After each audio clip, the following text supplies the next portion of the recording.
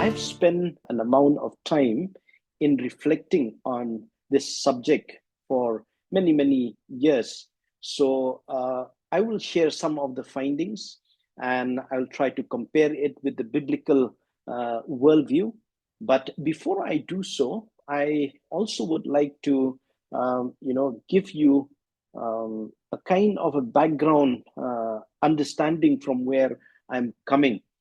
Because sometimes a question and an issue such as this can really bring so much of misunderstanding rather than clarity. And this is something that has really gained so much of popularity as well all over the world. And people from different backgrounds as well, different religious backgrounds, are also embracing yoga. And so it is in that context that this really can bring a lot of understanding. I remember many, many years ago, there was this scholar who gave this perspective that, when you know, um, you know, throw mud at others, especially when you discuss something that is, a little bit sensitive, then you don't only dirty the other person with mud, but then you also get your hands dirty. And so my objective this evening or morning, depending upon from where you are joining us, is not to throw mud at the yoga worldview, but it is to help us understand as to what is underneath, to help us understand in the context of the worldview that there is a huge difference in the yoga worldview and the biblical worldview. So that will be my objective this evening, to really help understand as to what is the yoga worldview and what is the biblical worldview. And then as we move on, I will also try to answer some of the questions that a lot of people have asked me along the course of our interaction as well. So let me just pull out my slides and then we will quickly move on. I hope you all can see my slide. Yes, Dr. Bala, we can see a slide. Okay, thank you. And so first of all, is yoga merely a set of physical exercise and a biblical perspective? Now, today, many Christians, especially those who subscribe to the biblical worldview, believe that yoga, which is rooted in the Hindu worldview, is primarily concerned with the physical wellness of the individual only. Some even think that yoga, if pursued as a set of exercises, can also be extrapolated from its philosophical roots of Hinduism. Now, that is what some of our friends would believe. However, in this session, I would like to actually help us understand that yoga, when understood within the Hindu worldview or the pantheistic worldview, is a spiritual pursuit. And this is completely different from the biblical worldview.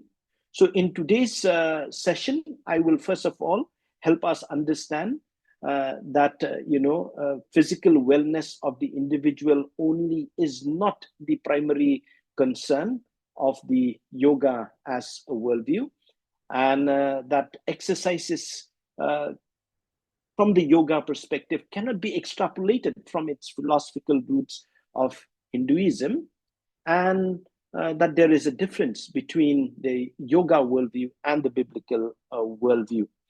Now, in this session, first of all, in order to answer some of these questions, I will be looking at the yoga as a worldview, its meaning within the Hindu worldview, and then the second approach, which is basically the how of the yoga worldview, or the mechanism by which this philosophical view is being put to use, which predominantly is called as the altering of one's consciousness.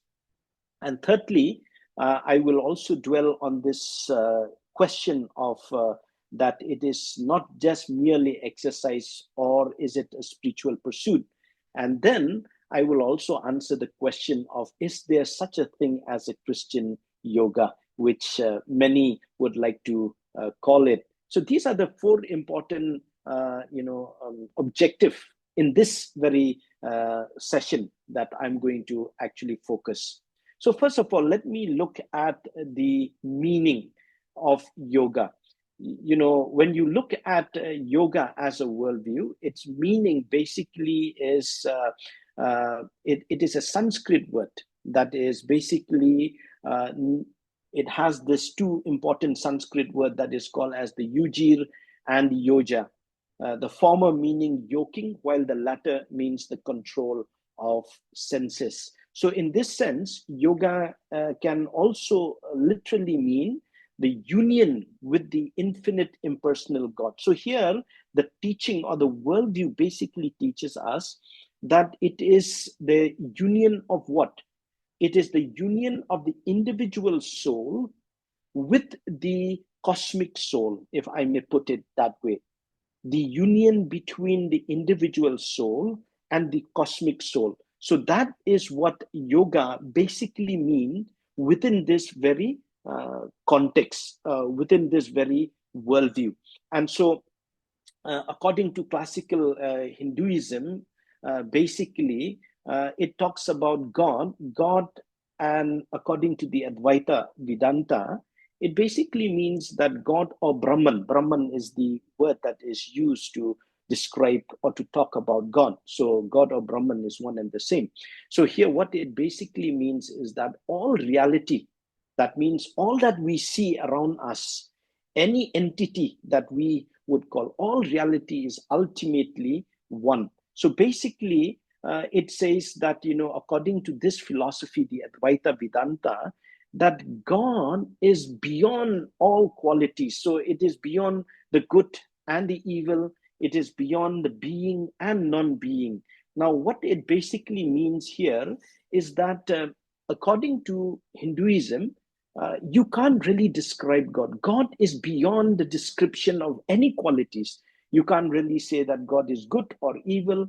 God is neither being or non-being, because to really attribute certain qualities to God is to actually run into the risk of, talking about God in limited terms, because God is beyond all of these terms. You can't really use any of these terms to talk about God. So in essence, in this perspective, in this worldview, God is the very underlining principle. So all reality that we see ultimately, in its ultimate sense, is God, but they are only being manifested in all the reality that we see around us. So that is one of the important aspects. So basically, in this philosophy, that God is who? God is divine, and everything else that we see is in essence divine.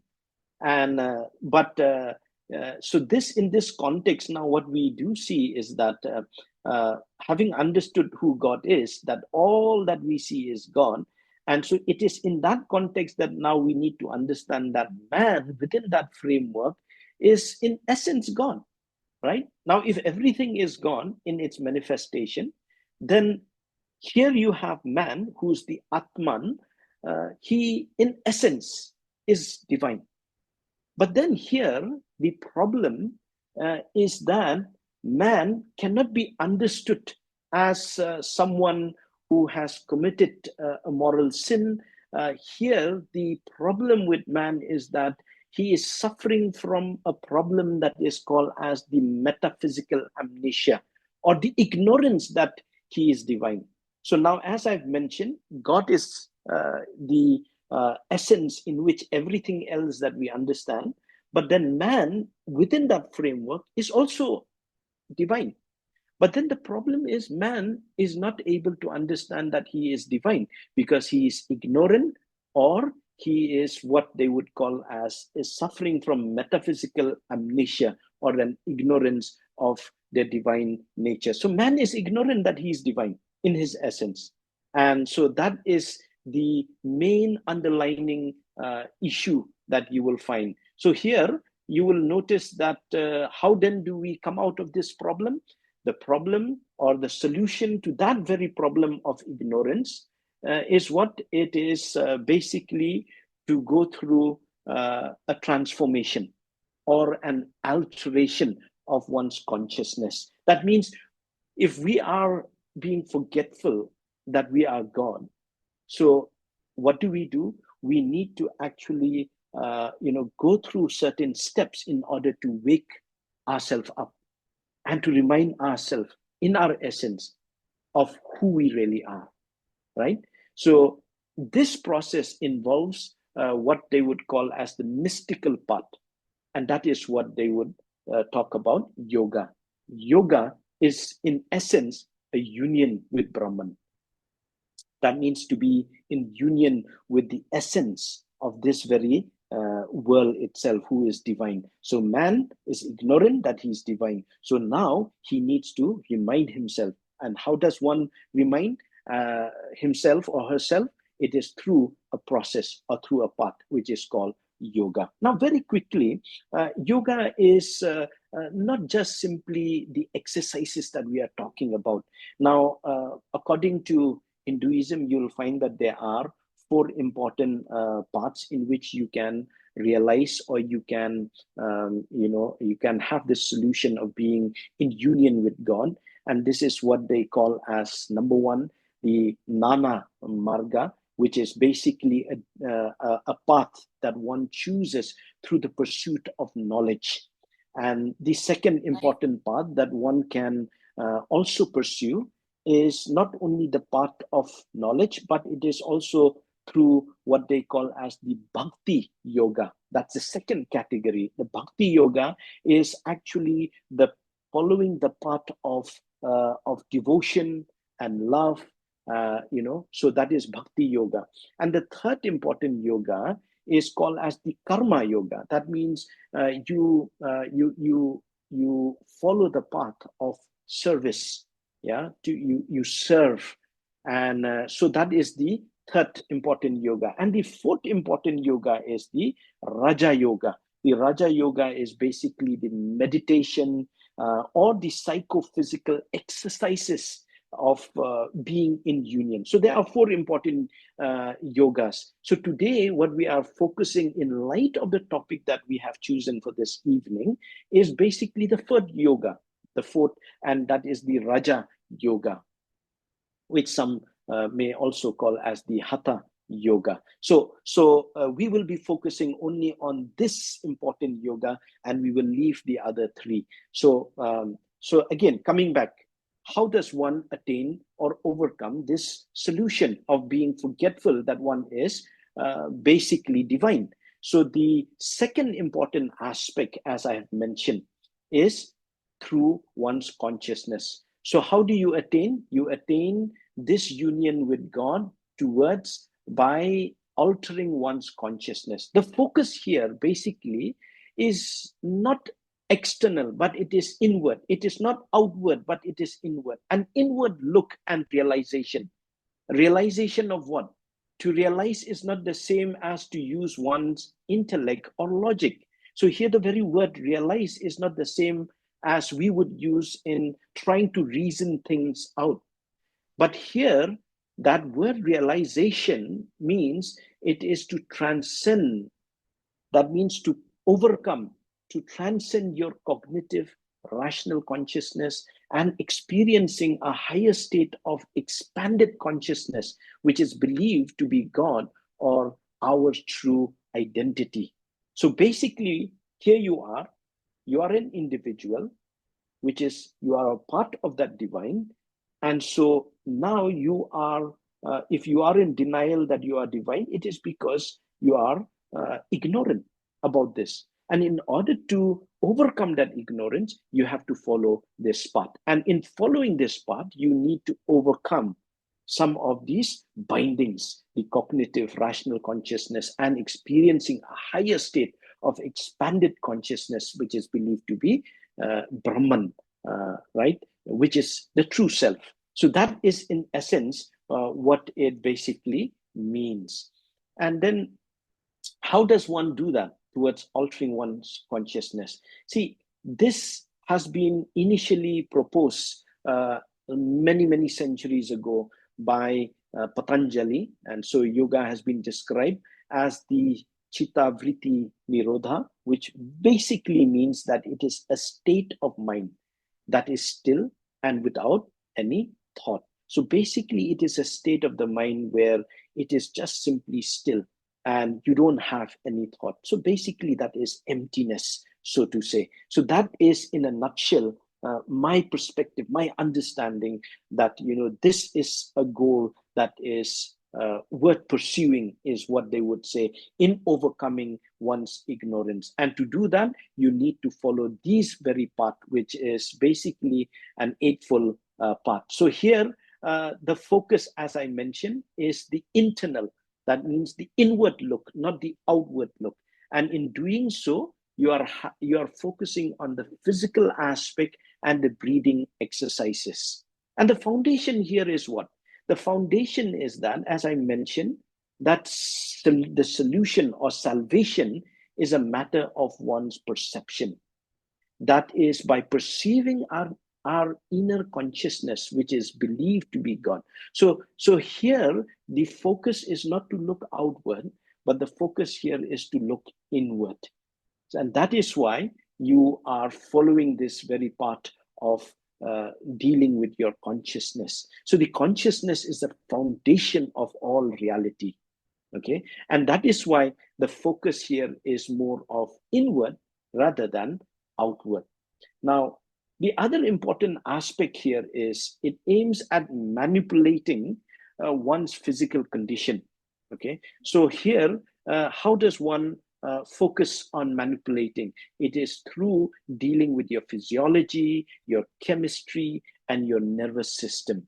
And that is basically the entire objective. And no wonder this is being promoted by many teachers, especially in this very worldview, the yoga worldview, that it is basically a physical fitness, all for its therapeutic value. So this is being promoted all over the place, all over the world.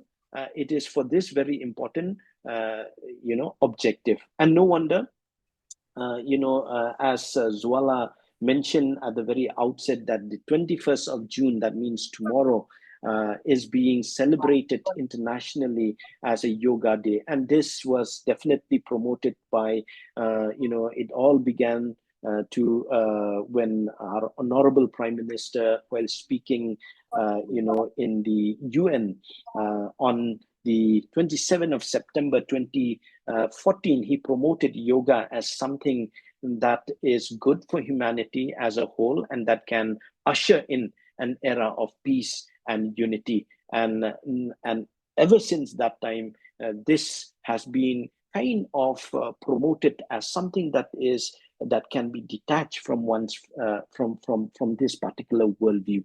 So it is being pushed only as a physical exercise, breathing and meditating and reflecting, and it has nothing to do with religion. And so this is one important detachment that I would say that has been put into use. Similarly, there are other teachers such as Maharishi Mahesh Yogi, who employs I'm sure many of you have heard, the transcendental meditation, wherein again the approach here is to focus on that one important thought. So much so that very often, if you were to attend some of these sessions, which I have had the privilege of attending, the entire focus would be, you can focus even in your own religious belief, not necessarily any of the Hindu belief. And that is where they would focus, that you can focus on Jesus, you can focus on something else of your own choice. But the aim is ultimately to come to that stillness and to that emptiness that is being taught. So here again, the focus would be in transcendental meditation, it is to alter one's consciousness. So the question is, does altering one's consciousness, is it right or wrong? That is basically the question that we need to ask. But let me tell you, altering one's consciousness is not necessarily right or wrong. It is something that we all experience in our day-to-day life. For instance, let me give you an example. Now, I don't know, some of us here may have behaviors such as sleepwalking, hypnosis, hallucination, even sometimes madness, are all altered state of consciousness. Now, these are some things that we all go through. Uh, but then that does not necessarily mean that it is right or wrong. But then the question ultimately is this: is it true to cling to the belief that one's altered state of consciousness is gone when everything else defies that reality? Is that something that we need to think about? Whether, to hold to that particular view that, or altering one's consciousness, that you are no one else but God, despite the fact that, all the experiential reality defies that very truth, is something that I would leave for you to think about. So now, the first one is the meaning of yoga, as you have understood. The second important aspect is the how. That means the focus is the inward rather than outward. That is to moving towards the path of following the the exercises, and trying to focus on the altering of one's consciousness. And thirdly, the analysis of yoga as a spiritual pursuit. Now, let me just go to this important aspect. You see, as I mentioned to you a few moments ago, that yoga was first put forward in terms of these 8 steps that you can see here by Patanjali. And in this very important stem, you find that although this was in 700 BC, and Yoga Sutra laid out the 8 basic steps, this is also known as sometimes the Royal Road to Enlightenment. It is a combination of both the physical exercises and the mental techniques that they would teach you. So both these aspects of the techniques cannot, in essence, be separated from each other. Which one? The physical and the mental. The physical, your physicality, and the mental technique, they cannot be separated. Okay, and so so they are being used to pursue with one sole spiritual objective, that is to acquire union, between the finite and the infinite, the individual soul and the cosmic soul. In other words, this is clearly a spiritual pursuit where the body is being used as a vehicle. So that is at the crux of this entire path that they would put forward, the yoga worldview. So here you will find that among all these 8 steps that is being put forward under this category of the yoga, you will find that the third step is the one that is called as the asana, or the posture, which you can see here on my slide, is the one that is being spread, being taught, being advocated the most. And a lot of people sometimes do not understand.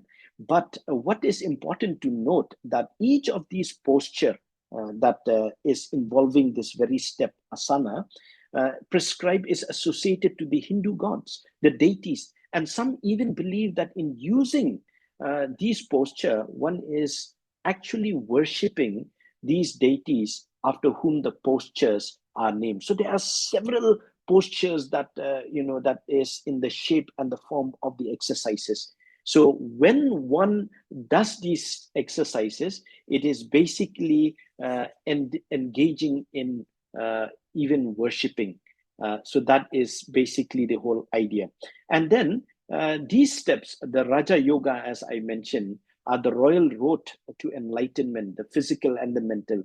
So today, as I've just mentioned, the asana is the one that is being exploited solely for the benefits of physical wellness. So detached from its philosophical and religious overtone. And again, as I've mentioned, the postures are originally meant to initiate the opening of the channels within the body. Now, these postures, apart from engaging in worshipping these very deities, the postures are being put forward in the context of how the deity would actually pose. So this is actually done in order to do what? it is to initiate the opening of the channels within the body, particularly the one in the spine, so that energy can flow freely. That is the very context. Now, many consider the fact that the supreme power of nature, otherwise called Kundalini, or the goddess Shakti, lies coiled at the base of the spine. And this very important Kundalini many a times remains dormant. That means it is asleep, and this needs to be awakened.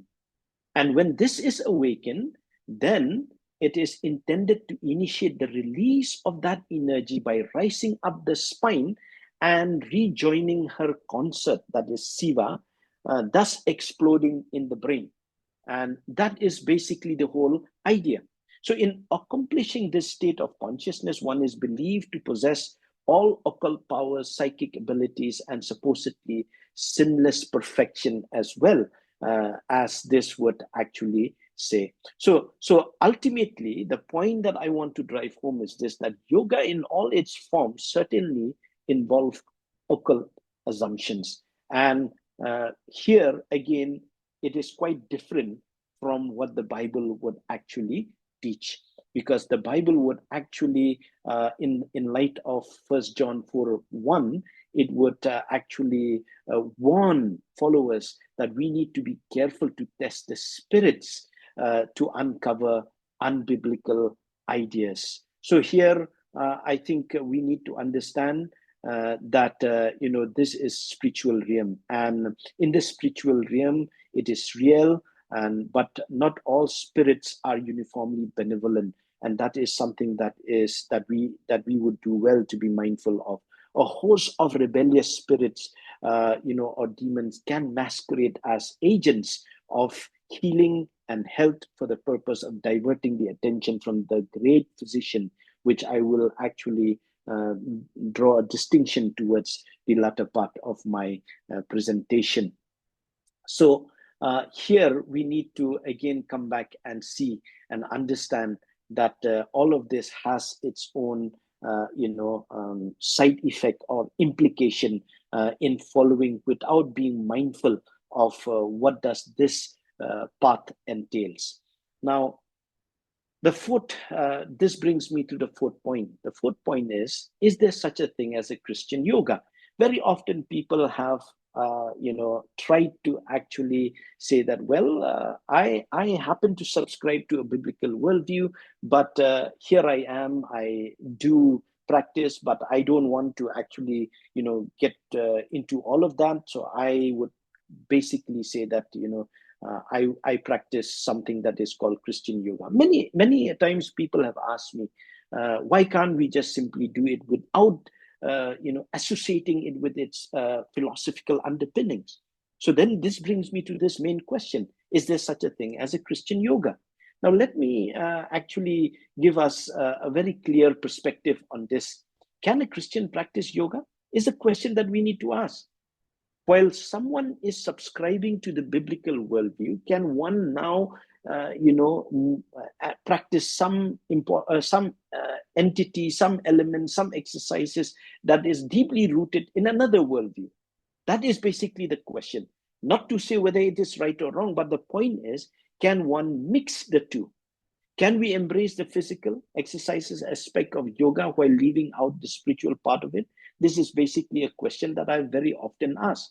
But here is an evangelical scholar that I would begin with before I dive in to help us answer that very question. Dr. Albert Mohler, the president of the Southern Baptist Theological Seminary, says this, and I find this very interesting when he says, when Christians practice yoga, they must either deny the reality of what yoga represents or fail to see the contradictions between their Christian commitments and their embrace of yoga.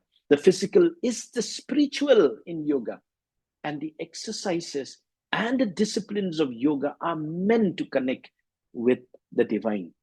Now, that is what Albert Mohler has to say. Now, if someone might accuse me of quoting an evangelical scholar to answer that question, let me now answer on the basis of what some of our Hindu scholar, a man by the name of Rajib Malhotra, and he has this to actually, he's a practitioner of yoga. In his article entitled A Hindu View of Christian Yoga, he is now taking this very question head on. And this is what he has to say. And he says, while yoga is not a religion in the sense that the Abrahamic religions are, that means the Judeo-Christian worldview, the biblical worldview, it is a well-established spiritual path. Which one? The yoga. It is a well-established spiritual path. Its physical postures, that means the asanas, are only the tip of an iceberg, beneath which is a distinct metaphysics with profound depth and breadth. That is what Rajib Malhotra has to say. Now, again, here you will find that Malhotra goes on and he argues by saying some have responded by distorting yogic principle. That means they have tried to actually distort yoga. That means you are basically taking yoga out of its very worldview itself by trying to actually fit and domesticate it into a Christian framework. And here Malhotra is rightly saying, and I completely agree with him, and he says that, and some people by extrapolating that have conveniently call it as a Christian yoga, which is nothing but an oxymoron. That is what he's basically saying. And furthermore, he argues that these views, he says, they belie the principles stated in the Nicene Creed. See, he's very much aware of the biblical worldview, and to which members of mainstream Christian denomination must adhere. He's saying, no, no, no, you must adhere to the biblical worldview. Don't try to actually, extrapolate it. And that is what he's saying from its very philosophical underpinnings. And then he goes on and he says, they don't address the above underlying contradictions that might undermine their popularity with Judeo-Christian Americans. This is reductionist and unhelpful both to yoga and Christianity. You see, Malhotra here is spot on. What basically I would say that when you study any religion, I'm a student of world religion, and I would say that we sometimes, when we extrapolate some important central elements of any particular worldview, we are doing a disservice to that particular worldview and trying to, bring that mix back by taking certain elements from there and mixing it to this. And here Malhotra is saying that this is reductionist and unhelpful both to the yoga worldview and to the biblical worldview. Now, this is something that I think he is absolutely right. Another important scholar again, and a Hindu guru, Bharat Thakur, in his article, A Master's Respond, in Time magazine, he actually further unpacks this entire aspect of what does the yoga or the pathway actually entails. And let me just quote it so that you will be able to get a hang or the substance of what he's trying to actually say in this very write-up. And here he says, you need a true master, he's saying. And here when people, let me just unpack this for you. He's saying that in this very practice, it comprises, as I've mentioned, both the physical, both the external and the internal. That means the physical as well as the internal, which is the soul. So here Thakur even finds fault that certain Westerners who subscribe to the biblical worldview, but then they practice yoga. And he's saying that emphasis is on the external physical body by totally ignoring the internal, which is dangerous, he's saying. In fact, he argues that yoga is a complete package, he's saying. It's a complete package, and one cannot have one without the other. In order to get into the internal, he makes the following recommendation, which I'm reading it here. And this is his writing. He says, you need a true master. You can't do it on your own. You need someone to guide you even as you're doing. And so here he's saying you need a true master to take you into spiritual yoga. Someone who has walked inside himself. Someone who has already is successful in doing that. such a master will ask, now, friend, you have known the body, that is the physical body. You have known your breath, your mind. So what is next? And then he says, after that begins the trip to the unknown. That means now you're moving from your individual soul and now you are moving towards moksha, that is salvation. That means you are now being united to cosmic soul. And so he's saying, from the known, after that begins the trip to the unknown, where the master makes the student gradually aware at every state, where you know that you are not the body or the mind and not even the soul. That is when you get the first taste of moksha, that is salvation or enlightenment. It is the sense of the opening of the silence, the sense where you lose yourself and are happy doing it, where for the first time your ego has merged with the super consciousness. You feel you no longer exist, for you have walked into the valley of death. And if you start walking more and more in this valley, you become freer. And then he ends by saying, this very trip, it is a trip from you to know you, a trip from the known to the unknown, from the valley of total knowledge, stuff, and ego to utter surrender, where nothing remains in you but pure consciousness.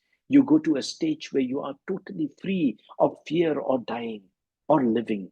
And that's what a yogi means in India. It is someone who has moved from body to the mind, the soul to awareness, to the subtle surrender, to the super consciousness. Next time you hear you are heading for a yoga class, ask yourself whether you are ready to be a seeker of the path.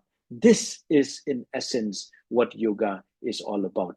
So now, in light of many things that he has just outlined, I just want to draw some very few important points and then draw a distinction from the biblical worldview, and then I will bring it to a close. Now, in summary, in light of all those four important aspects that I have mentioned to you, the meaning of yoga, the path of how does one get into this, that is the altering of one's consciousness, and then moving on from there, that yoga is completely a spiritual pursuit, and you cannot detach it from, otherwise you cannot understand it apart from the spiritual pursuit that is rooted in the Hindu worldview. And then finally, that there is nothing such as a Christian yoga. Many can do a disservice by detaching it from its philosophical underpinning. So here, in summary, yoga means to achieve a different end, that is salvation, according to Hindu worldview. It is to attain that moksha, to lose yourself and to be one with the divine. That is in essence what it means. Now, in light of all of this, I just want to draw a distinction between the biblical worldview and the yoga worldview. So here, as I've mentioned to you, that the focus is the physical body, the individual. Okay, and so that is quite different from what the Bible would actually talk about. The Bible would talk about one, that man is not merely physical; he bears the image of God. He is the image bearer. So here you find there is a distinction, that while man has been created by God and he is an image bearer, now it's quite different from what the Hindu worldview would actually talk about. And so here you would find, according to the biblical worldview, that the body is of great significance. Okay, it has value because one bears the image, and the body is also part of God's good creation, is what the Bible would teach us. Furthermore, the Bible also teaches us that the physical body ought to be taken care. Why? Because it is the temple of the living God. Now it needs to be taken care, but definitely it is quite different from what the yoga worldview would focus on the body as a means to a different end. But here it is quite different, where the Bible would teach us that our bodies are the temple of the living God, and we need to respect it in that way. So now the Apostle Paul would also go on and say that while physical training is of some value, godliness has value for all things, holding promise for both the present life and the life to come. Now, that is something that we need to differentiate from the yoga worldview and the biblical worldview. So, and then furthermore, the question of identity. Here again, you will find in the yoga worldview basically in the identity. Imagine you are the individual. That means you and I, we are just like a drop of water. Now, what happens when a drop of water merges with the larger water or the ocean? You lose one identity because you lose your identity and my identity, and that is the beginning when you realize that you've become one with the cosmic soul, and that is when you attain moksha or salvation. But here on the other hand, the biblical worldview would say that to attain salvation or to be in union with Christ is not to lose your identity. It is not to obliterate our individuality, but in fact, your identity is very much intact. And that is what the biblical worldview would say. And so here, there is a complete difference again in what the yoga worldview would put forward and what the biblical worldview would put forward. So, and then the third important aspect that I also draw a distinction from what these gurus and the teachers of the yoga pathway would actually say, they speak also of surrender. But what is important for me to understand here is that surrender, the very word surrender, tend to be a little bit, confusing because here, when the individual merges with the cosmic soul or Brahman, then the question of surrender does not even arise because you lose one identity, your very own identity. So here, unlike the biblical worldview, surrender it's a different meaning to it, in the sense that when we are surrendering to the essence of the Trinity, which is very much relational. In other words, it is only in the triune God that we have meaningful being in relationship, is what I would say. So when you compare between the yoga worldview and the biblical worldview, I draw these three important conclusions. That first of all, the goal number one is, in the yoga worldview, they would say that what is the need? The need for the problem of man is that man is ignorant. And if man is ignorant, that he is in essence divine, then he has to follow the yoga pathway, that is the altering of one's consciousness. But here on the biblical worldview, it speaks of transform hearts. And how does one transform one's heart? It is by repenting of one's sins, and being in union with Christ is the beginning of that transformation that it takes place. So that is the need. The second important objective that both of these biblical worldview and the yoga worldview would talk about, the focus in the second goal is to empty yourself.